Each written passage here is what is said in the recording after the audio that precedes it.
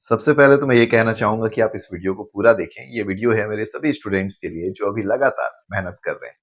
3ds max सीखने में सबसे पहले तो आप मैं सभी को सैल्यूट करता हूँ। आपका ये जो डेडिकेशन है, ये जो आपका फ़ोकस है और हर दिन ये जो आप थोड़ा-थोड़ा सीखने की कोशिश कर रहे हैं, वही आपको एक दिन स्किल्ड प्रोफ़ेशनल के तौर पे पहचान दिलाएगी। लेकिन सिर्फ सॉफ्टवेयर ओपन करके टूल्स को देख लेना ही सीखना नहीं होता।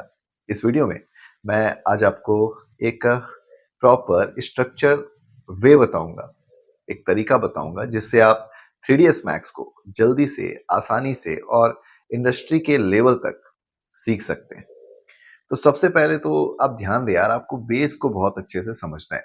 3ds मैक्स एक बहुत ही पावरफुल 3D सॉफ्टवेयर है जो एनिमेशन में, मॉडलिंग में, रेंडरिंग में और वीएफएक्स में यूज़ होता है। लेकिन जो शुरुआत है, तो शुरुआत में जो सबसे ज़रूरी चीज़ है ना, वो है इंटरफ़ेस को समझना।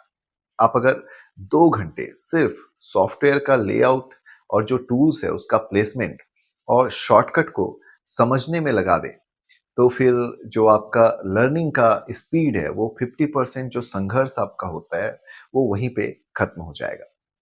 तो अगर आप बिगिनर्स हैं, जो कि आप शुरुआत में सीख रहे हैं, तो सबसे पहले जो आपका स्टेप होना चाहिए, वो होना चाहिए व्यू पोर्ट को समझना, कमांड पैनल को समझना, मॉडिफाइड टैब और टाइमलाइन का जो बेसिक है, उसका अंडरस्टैंडिंग देना।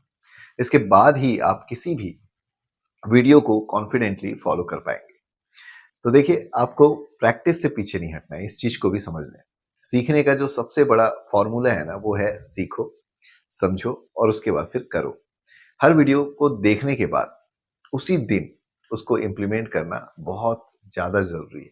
सिर्फ़ वीडियो देखते रहना और खुद से नहीं बनाना, ये आपको आपके लिए एक इल्यूज़न क्रिएट करेगा कि आपको लगेगा कि आप सीख रहे हैं। आपको हर छोटी मॉडलिंग प्रैक्टिस हमेशा करनी है, ये याद रखना है।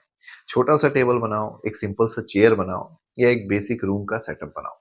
जब तक आप अपने आप से कुछ नहीं करोगे ना, तब तक ये टूल्स आपके दिमाग में सेट नहीं होंगे।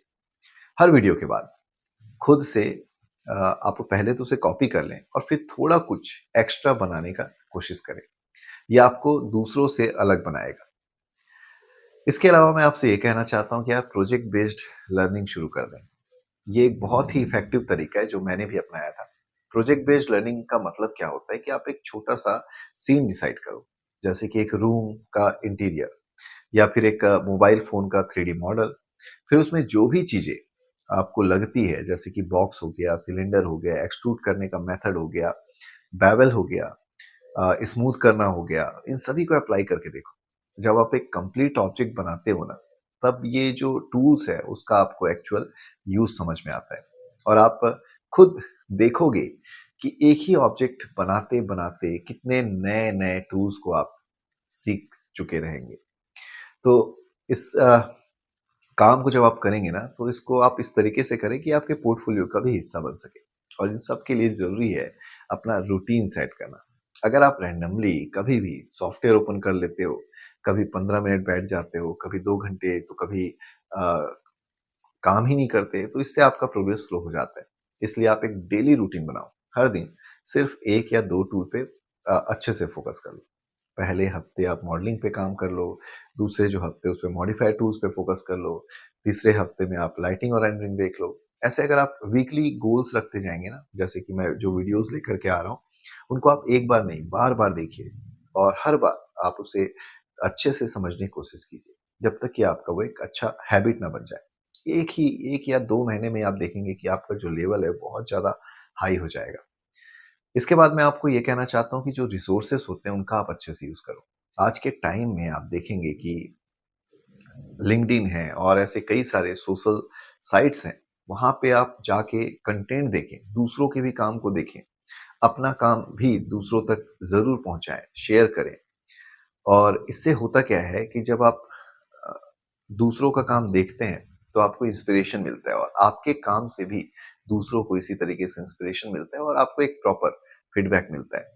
तो आप कोशिश कीजिए, ये जो मैंने बात बोली उसको अपनाने की, उसको ट्राई कीजिए कि आप उसको इम्प्लीमेंट कर सकें और अगर आपको मेरी बातें समझ नहीं आती है तो कमेंट में ज़रूर पूछें, मैं पर्सनली उसका जवाब देने की कोशिश करूँगा।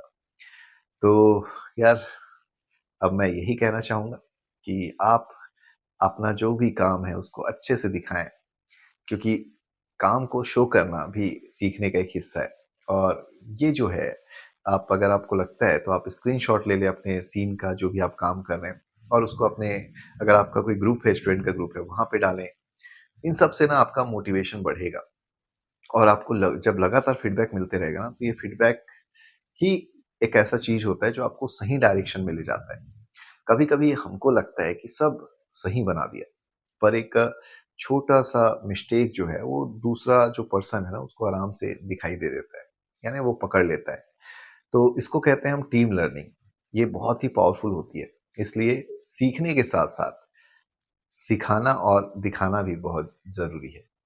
तो आज के इस वीडियो में मैं बस आपको यही बताने वाला था कि सीखने का एक सिंपल फ़ॉर्मूला क्या हो सकता है। डेली रूटीन, लगातार प्रैक्टिस, टूल्स का प्रॉपर समझ, और छोटे-छोटे प्रोजेक्ट और प्रॉपर उसका फीडबैक लेना। आप हर दिन सिर्फ़ एक छोटी-सी जो चीज़ है ना, उसको सही तरीके से अगर आप सीख जाएँगे, तो कुछ महीने ही लगेंगे, आप एक कॉन्फिडेंट 3D आर्टिस्ट बन जाएँगे। अगर आपको ये जो सीरीज़ है 3ds मैक्स का, ये पसंद आ रहा है, तो लाइक करें, कमेंट करें और अपने प्रोग्रेस को शेयर करें मेरे साथ भी। इसके लिए मैंने अपना व्हाट्सएप नंबर डिस्क्रिप्शन में दे करके रखा हुआ है। तो मिलते हैं अगले वीडियो में, जहाँ पे हम और भी ऐसे कई सारे लर्निंग जानेंगे 3ds मैक्स को लेकर के। तब तक के लिए कीप लर्निंग, कीप ग्रोइंग, और मिलते हैं अगले वीडियो में फिर से वीएफएक्स वाला ज्ञान के साथ। धन्यवाद।